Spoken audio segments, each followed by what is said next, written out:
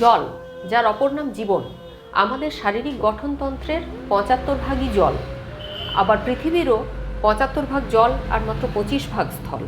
কিন্তু এই বিপুল পরিমাণ জলরাশির মধ্যে জানেন কি যে মাত্র প্রায় 3% হচ্ছে ব্যবহারযোগ্য বা স্বাদু জল, আর বাকি 97%ই লবণাক্ত জল।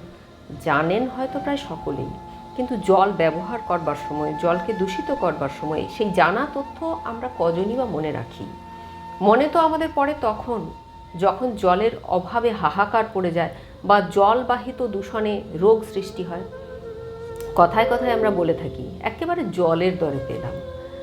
তো বোঝাই যাচ্ছে জলকে আমরা টেকেন ফর গ্রান্টেড করে নিয়েছি। কিন্তু জল যখন থাকে না তখন আমরা বুঝতে পারি জলের দর আসলে ঠিক কতটা। তখন হয়তো প্রকৃত অর্থে বোঝা যায় জলের অপর নাম জীবন কেন। তাই জলের গুরুত্ব মানুষকে বুঝিয়ে বা মনে করিয়ে দিতে বিশ্ব জল দিবস ঘোষণা করা হয়েছে 22শে মার্চ। আমরা লিভ অ্যান্ড লেট লিভের পক্ষ থেকে পরিবেশ রক্ষায় এই জল সংরক্ষণ তথা জলের অপচয় ও দূষণ বন্ধের উদ্দেশ্যে সচেতনতা প্রসারে এই ভিডিও সম্প্রচার করছি। কন্টেন্টটি আপনার জন্য ভীষণই ইম্পর্ট্যান্ট ভিউয়ার, প্লিজ পুরোটা মন দিয়ে দেখুন। আর ভালো লাগলে চ্যানেলটিকে সাবস্ক্রাইব করুন, লাইক, কমেন্ট, শেয়ার করুন, আমাদের সঙ্গে থাকুন। তথা মানুষ জাতির ভবিষ্যৎ রক্ষায় জলের গুরুত্ব সম্বন্ধে আপনার মূল্যবান মতামত দিন, জল রক্ষার শপথ নিন। আসুন শুরু করি জল সংরক্ষণ বিষয়ে আলোচনা। জলের জন্ম হয়েছিল আজ থেকে 4.5 বিলিয়ন ইয়ার্স আগে। সর্বত্র সহজলভ্য এই জলের অভাব প্রকট হয়ে ওঠা, ভৌম জলের স্তর নিচে নেমে যাওয়া আজকের দিনে একটি গ্লোবাল প্রবলেম। উন্নত আমেরিকা, উন্নয়নশীল ভারত থেকে অনুন্নত সোমালিয়া সকলেই এই লিস্টে নাম লেখাতে বাধ্য হয়েছে এবং এই লিস্ট ক্রমেই লম্বা হচ্ছে। বর্তমানে ভারতের আইটি শহর বেঙ্গালুরু, যা একসময় লেক সিটি নামে বিখ্যাত ছিল, চরম ওয়াটার স্কেয়ারসিটিতে ভুগছে, আমরা সকলেই জানি। এই ক্রমবর্ধমান সমস্যার সমাধানের দুটি দিক আছে, এক জল সংরক্ষণ, দুই জল দূষণ রোধ।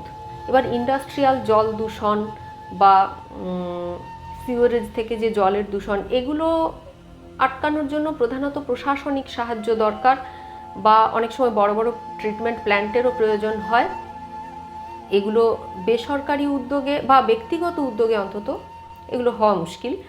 তো ওই আলোচনায় আমরা পরে যাব। আজকে আমরা বলছি আমাদের প্রত্যেকটি ইন্ডিভিজুয়ালের, প্রত্যেক ব্যক্তির এই জল সংরক্ষণে কিভাবে অংশগ্রহণ করা সম্ভব এবং কিভাবে আমাদের কালেকটিভ এফর্টে জল সংরক্ষণ করা যাবে।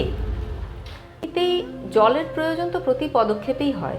স্নান করা, জল পান করা, রান্না করা, সব প্রকার গার্হস্থ্য পরিচ্ছন্নতা রক্ষা করা, পার্সোনাল হাইজিন মেনটেন করা, চাষাবাদ করা, বাগানের গাছে জল দেওয়া ইত্যাদি প্রতিটি দৈনন্দিন কাজেই জল অপরিহার্য। তাই জল সংরক্ষণের প্রয়োজন আছে। আর জল সংরক্ষণের প্রধান উপায় হলো জল অপচয় বন্ধ করা, বৃষ্টির জল সংরক্ষণ করা। জল অপচয় বন্ধ বিষয়ে একথা কখনোই বলবো না যে স্নান কম করুন বা জল প্রয়োজনের থেকে কম খরচ করুন। বাস্তবে জল যখন অ্যাভেলেবল থাকে তখন সেটা করা সাধারণত সম্ভব হয় না। আমরা অপচয় রোধের কথা বলছি, কৃচ্ছ সাধন করার কথা কিন্তু বলছি না। প্রথমত, বাথরুমে বা কিচেনে প্রয়োজনের বাইরে 1 মিনিটও রানিং ট্যাপ ওয়াটার খুলে রাখবেন না। দ্বিতীয়ত, পাইপে বা সিস্টেমে কোথাও যদি লিকেজ থাকে সেটা নিয়মিত চেক করান, মেরামত করান। আর ডিশওয়াশার বা ওয়াশিং মেশিন এগুলো অনেকেই ইউজ করেন, তাহলে এখনকার দিনে বিশেষত ওয়াশিং মেশিন বহু লোক ইউজ করেন। যখনই ইউজ করবেন ফুল লোডে ব্যবহার করুন, এতে আপনার নিজেরই অনেকখানি জল সাশ্রয় হবে। আর আজকাল তো বেশিরভাগই ক্ষেত্রেই পাম্পে তোলা জল, তো জল সাশ্রয়ের সাথে সাথে আপনার ইলেকট্রিসিটি বিলেও সাশ্রয় হবে। আর আপনার বাগানের যে গাছপালা আছে তার মাটিতে শুকনো পাতা বা খড় বা পিচবোর্ড কিছু একটা দিয়ে, সুটেবল যা হোক কিছু দিয়ে মালচিং করুন, এতে আপনার বাগানে অনেকখানি জলের প্রয়োজন অনেকখানি কম হবে। এই প্রকারে যেমন সামান্য সামান্য অর্থ সঞ্চয় আমাদেরকে মাউন্ট আপ করে আমাদেরকে লাভবান করে তোলে, তেমনি বিন্দু বিন্দু জলের সাশ্রয় আপনাকে তথা আপনার পরিবার এবং পরিবেশকে জল সংক্রান্ত নিরাপত্তা দিতে পারে। কারণ জলের অভাব ঘটলে আপনি সব দিক থেকেই বিপন্ন হতে বাধ্য। দ্বিতীয়ত, বৃষ্টির জল সংরক্ষণ এটি একটি অত্যন্ত সহজ কিন্তু অত্যন্ত এফেক্টিভ প্রক্রিয়া।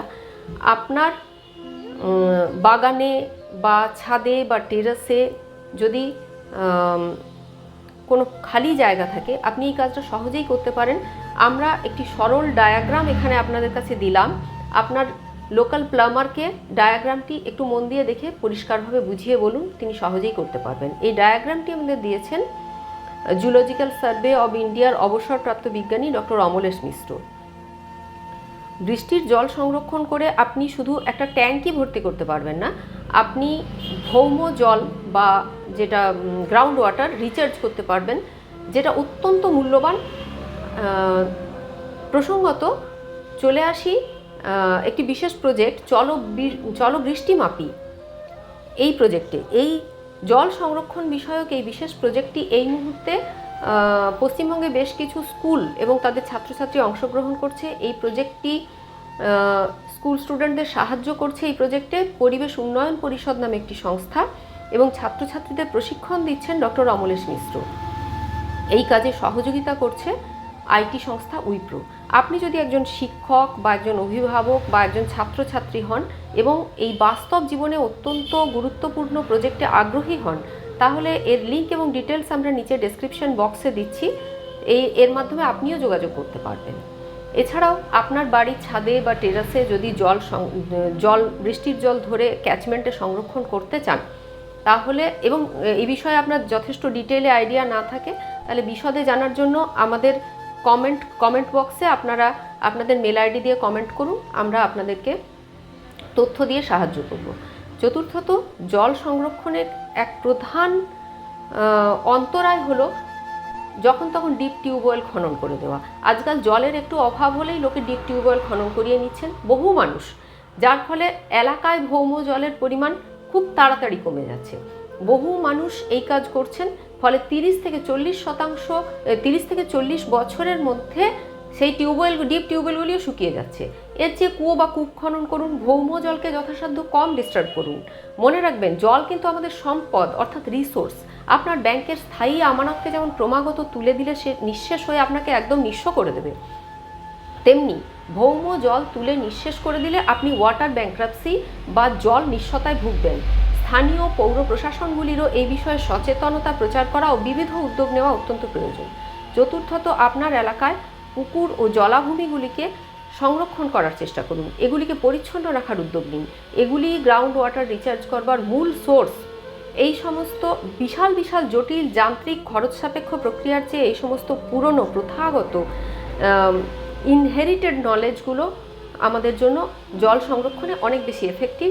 আর শেষ কথায় বলবো বন্ধু, কিছু মহিরুহ লাগান এবং যে মহিরুহগুলি আছে সেগুলিকে যথাসাধ্য সংরক্ষণ করুন। ভৌম জল সঞ্চয়ে গাছের ভূমিকার কোনো জোড়া নেই। আজই যদি সতর্ক না হই আমরা, তাহলে হয়তো একদিন এরকম সত্যিই আসবে যেদিন কোলরিজের সেই ঘোস্ট শিপের মতো আমরা বাস্তবেই দেখতে পাবো water everywhere, not a drop to drink. আর তারই ফলে শুরু হতে পারে জলের জন্য আরও এক বিধ্বংসী বিশ্বযুদ্ধ।